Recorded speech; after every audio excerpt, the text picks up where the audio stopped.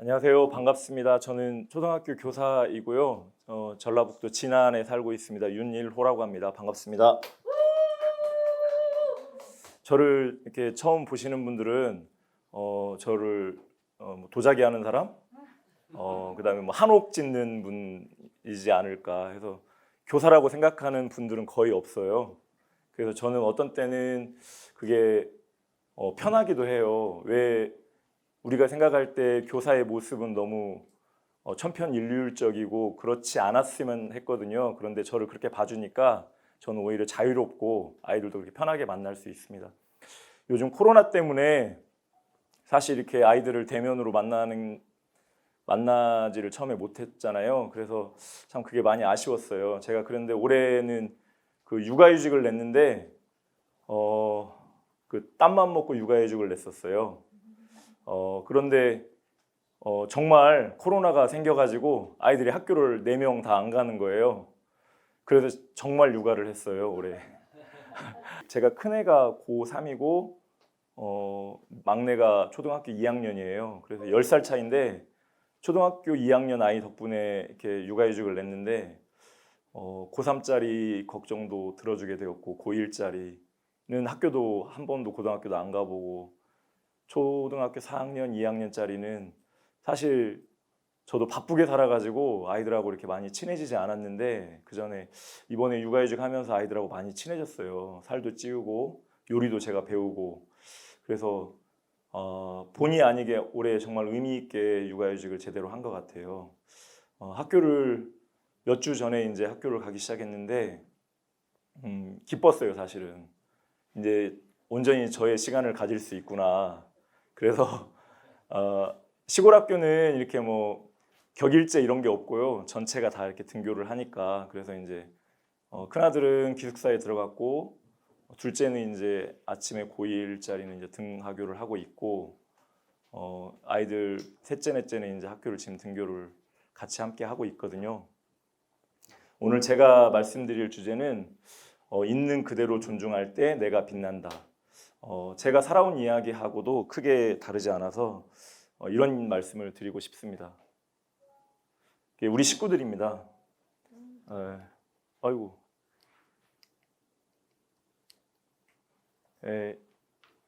아까 말씀드린 고3, 고1, 초4, 초2예요. 이 아이들하고 우리 아내도 학교 선생님이고요. 아침에 제가 이제 학교 데려다 주고 왔는데요. 우리는 제가 오늘 드릴 말씀 중에 그 고정관념이라는 말씀을 드리고 싶어요. 저도 아까 말씀드린 저를 교사로 보는 사람이 별로 없어요. 복장이 이러니까 우리는 교사는 이래야 된다. 이런 지도 한번 보신 적 있으세요? 이런 지도 혹시 보신 적 있으세요? 없으시죠? 우리는 우리나라를 볼 때 중국을 부러워하고 더 높은 것을 보는 거예요. 그런데 실제 이렇게 보면 우리는 바다가 넓은 곳에 살고 있고 우리가 충분히 더 가능성을 펼칠 수 있는데도 불구하고 우리는 우리를 규정을 해버립니다.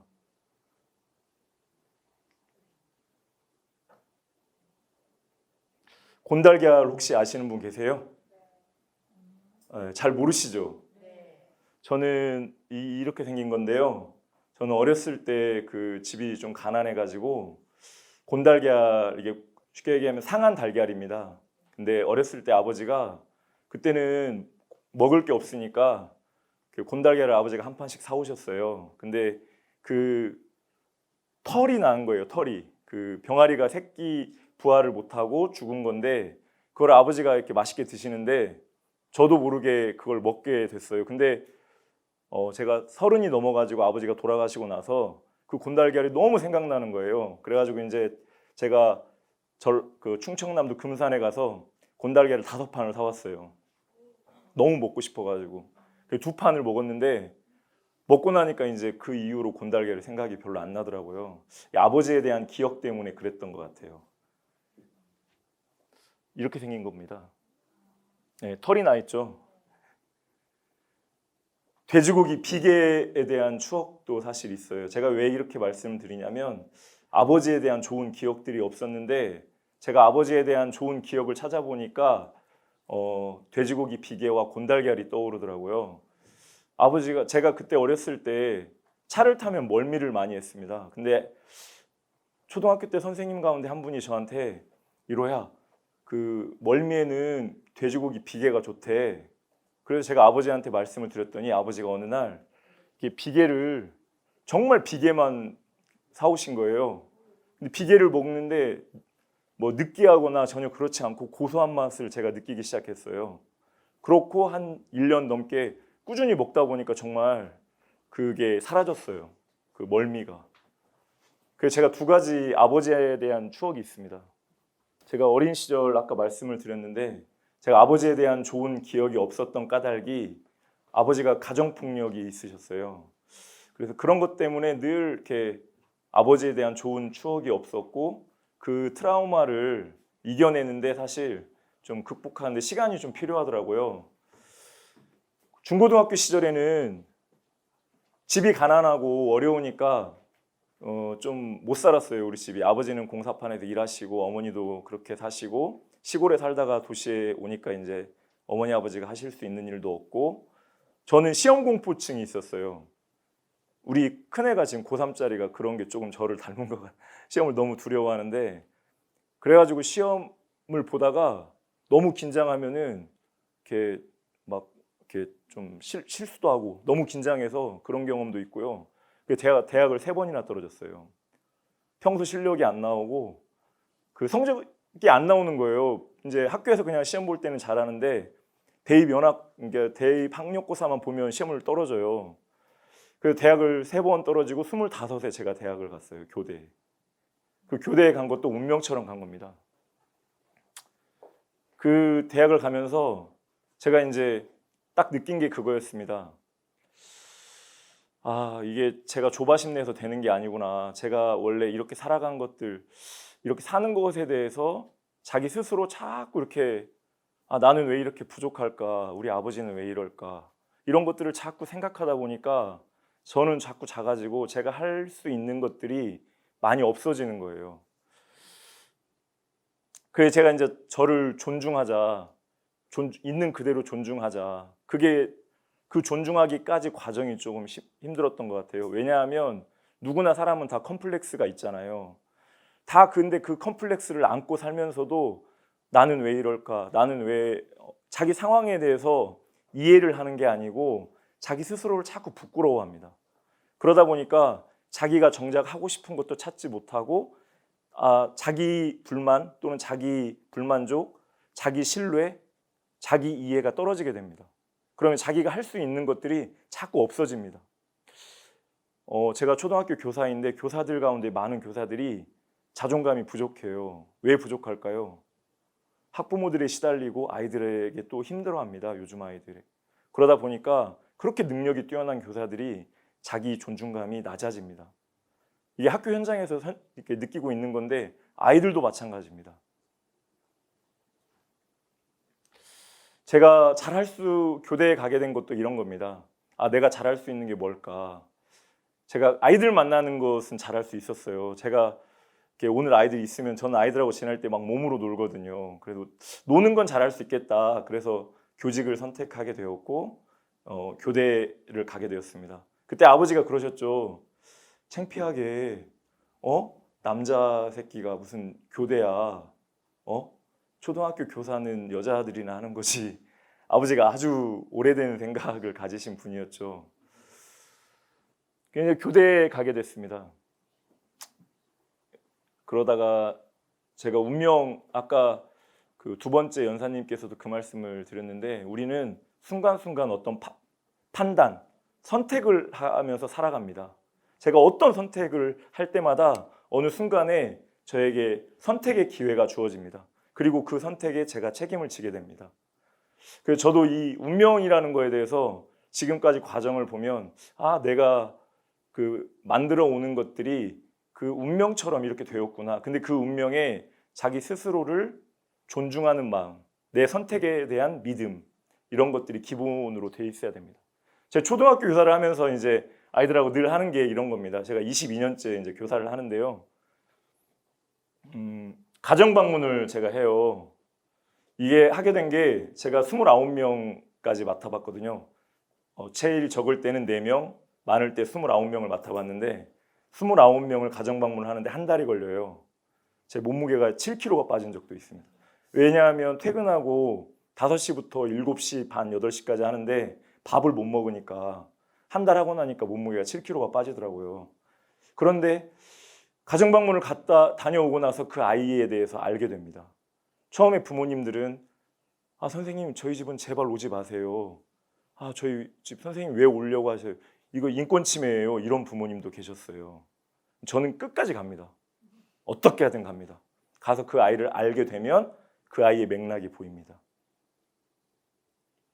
제가 두 번째로 하게 된 게 이제 우리 집 초대학인데요. 제가 가정 방문을 가는 까닭, 가정 방문을 가니까 너희들도 우리 집을 알아야 된다. 그래서 제가 이제 우리 집에 아이들이 이렇게 그 모둠을 짜가지고 늘 이렇게 놀러 와요. 그러면 이제 아이들은 특별한 프로그램이 없습니다. 그냥 그 우리 집 둘레를 한 바퀴 도는 거예요. 오디도 따고 이렇게 우리 집 마을이거든요. 제가 살고 있는 마을인데 고기도 구워 먹고 이렇게. 그래서 저희 어머니가 그러세요. 아니 뭐 든다고 이렇게 애들은 데리고 다니냐? 네가 그렇게 하면 남들이 누가 알아주냐?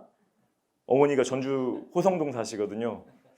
늘 이러세요. 그래서 저도 그러니까요. 근데 제가 가정 방문 가는 것만큼 아이들도 제가 집에 초대하고 싶어요.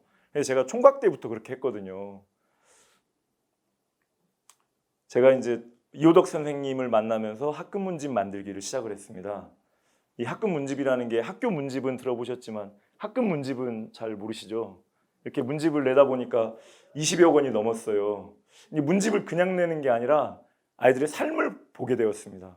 그래서 이제 이 문집에 아이들의 삶을 담기 위해서 노력하게 되었습니다. 시골에 살 때 아이들이 목욕탕을 자주 못 가는 아이들이 있었어요. 왜냐하면 편모인 아이들이 있고 그 아이들을 데리고 이제 주마다 목욕탕을 가는 거예요. 가면 아이들은 목욕탕도 좋지만 끝나고 나서 이제 저와 짜장면 먹는 거를 좋아해요. 이렇게 정말로 이제 갔다고 아이들이 목욕탕에 이 아이들이 이제 자라면서 그런 이야기들을 해요. 어렸을 때 선생님 집에 온 이야기, 선생님과 목욕탕 간 이야기, 선생님과 뭐 이렇게 그러니까 우리 집에 왔던 이야기, 또 놀러 갔던 이야기 이런 이야기들 많이 합니다.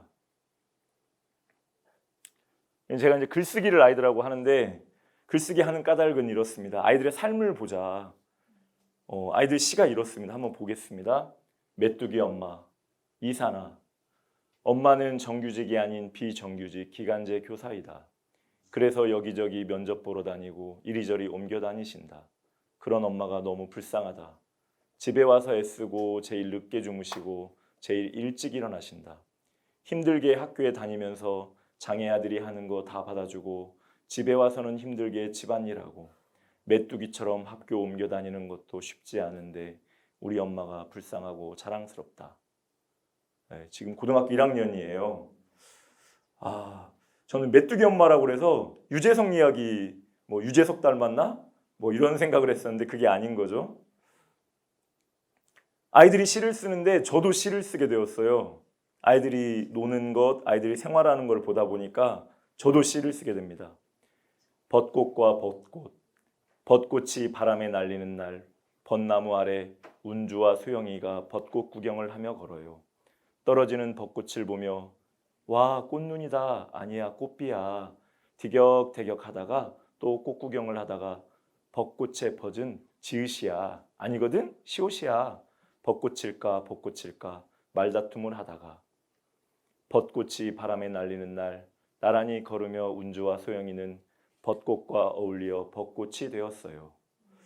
이렇게 이제 아이들이 생활하는 것들을 보다 보니까 누가 저한테 가르쳐 주지 않았어요, 문학을. 근데 저도 자연스럽게 시를 쓰게 된 겁니다.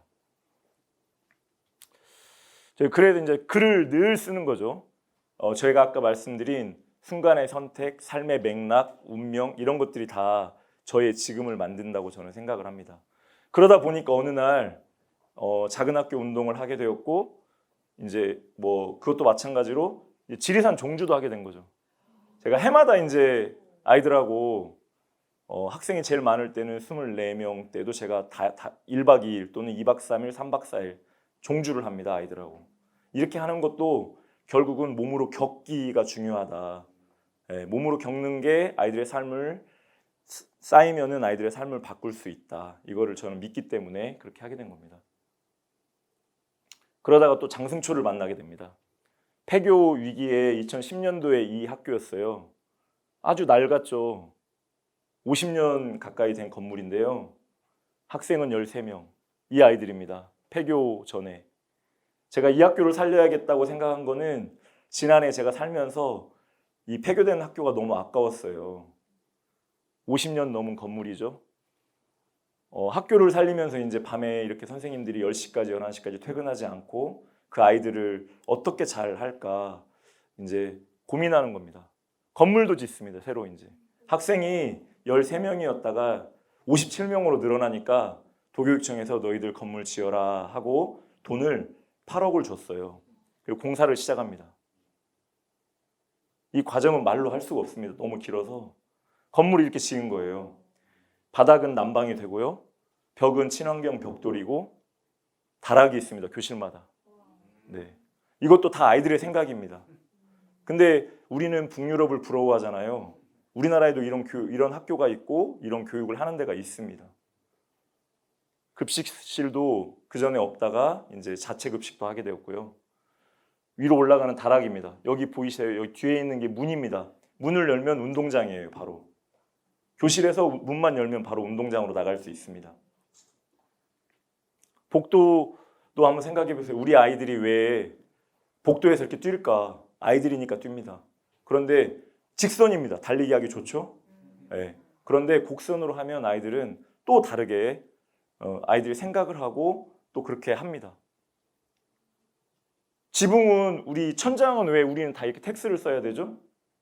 우리는 문제의식을 가지지 않습니다. 우리나라 대한민국의 95% 전부 건물이 다 텍스예요. 왜 텍스를 써야 됩니까? 저렇게 나무로 하면 안 됩니까? 이 건물도 그렇잖아요, 지금. 아이들이 서각으로 판 겁니다, 이게. 장승초등학교에 장승이 없는 거예요.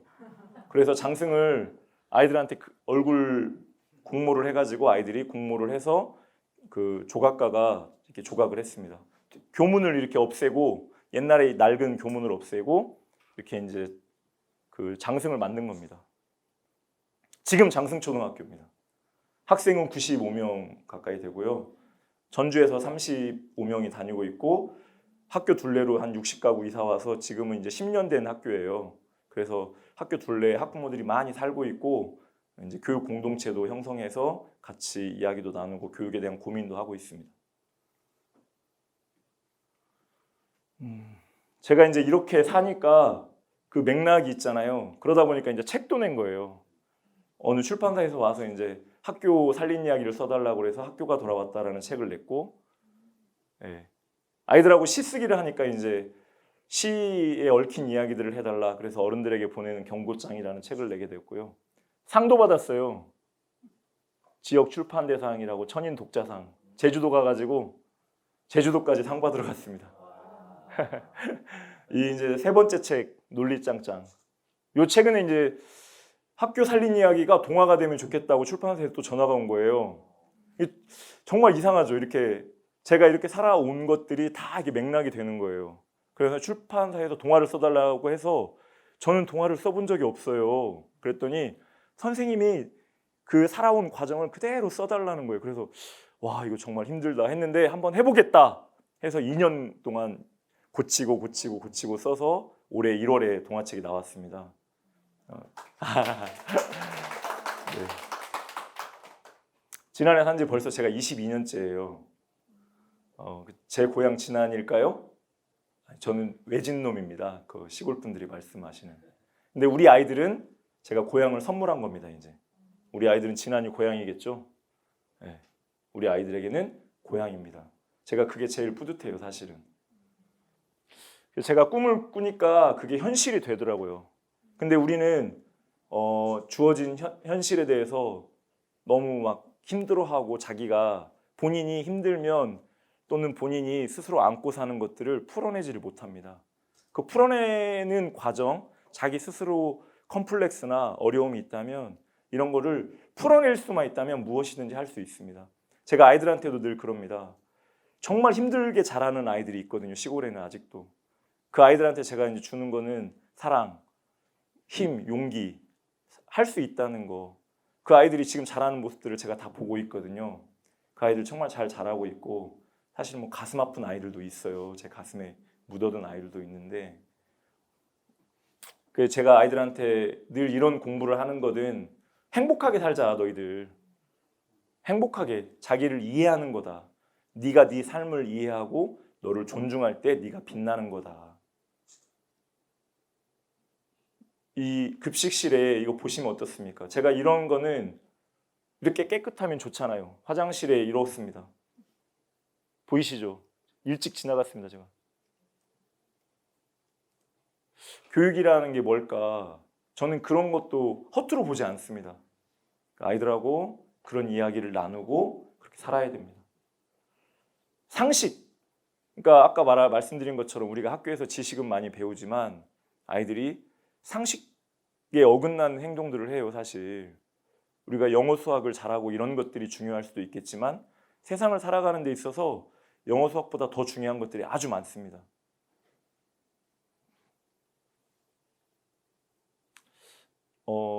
이렇게 아픈 아이들이 많아요.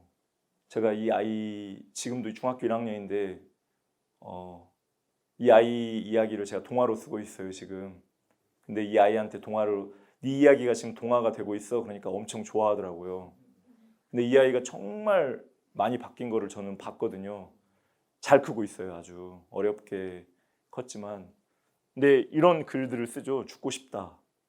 막 저한테 킹콩 나쁜 자식, 나쁜 새끼 해도 저는 다 받아줘요, 그냥. 왜냐하면 그 아이를 누군가는 기댈 언덕이 있어야 하고 제가 그 아이를 받아줘야 되잖아요. 근데 그 아이가 정말 받아줄 사람이 없고 기댈 언덕이 없다면 그 아이는 갈 데가 없잖아요. 그러면 또 다른 선택을 하겠죠. 그래서 엄마든 아빠든 그런 역할을 해줘야 되고 엄마 아빠가 없다면 선생님, 또 다른 사람이 그 아이의 언덕이 되어줘야 된다고 저는 생각을 합니다. 이런 글을 보면 얼마나 좋습니까? 학교 갈 생각만 하면 빨리 나가고 싶은 아이. 감동이죠. 저는 그래서 자유롭고 행복하게 살았으면 좋겠다, 아이들이. 그래서 저를 존중하는 그런 삶을 살았으면 좋겠습니다. 마지막으로 제가 이 아이는 이제 지금 30살 가까이 되었는데요. 스승의 날 특집 방송이라는 그 글을 일기장에 썼어요. 밤 10시부터 교사가 무엇을 하는지 나왔다. 교감이 되려고 교장의 취미를 알아서 같이 하러 다니고 공문인가 해결하러 다닌다. 학생을 잘 가르쳐서 교감이 되는 것이 아니라 교장에게 잘 보여서 교감이 된다. 또 그 교감이 되려고 가산점을 얻는다. 뭔 뜻인지는 모르지만 대충은 알겠다. 선생이 학생을 잘 가르쳐야지 공문 해결하려고 학생 자습시키고 공문을 해결한다. 차라리 나 같으면 교감 안 하겠다. 그리고 선생이나 계속하겠다. 학생들 피해가면서까지 그렇게 하는 까닭이 뭘까? 정말 궁금하다. 그리고 선생을 기다리는 학생도 불쌍하다. 똑같이 돈 내는데 수업은 안 해주고 원. 차라리 전학을 가지. 6학년 아이들이 모를 것 같잖아요. 다 교사들을 보고 있습니다. 학부모들을 다 보고 있고요. 다 이해하고 생각하고 다 그렇게 살아갑니다.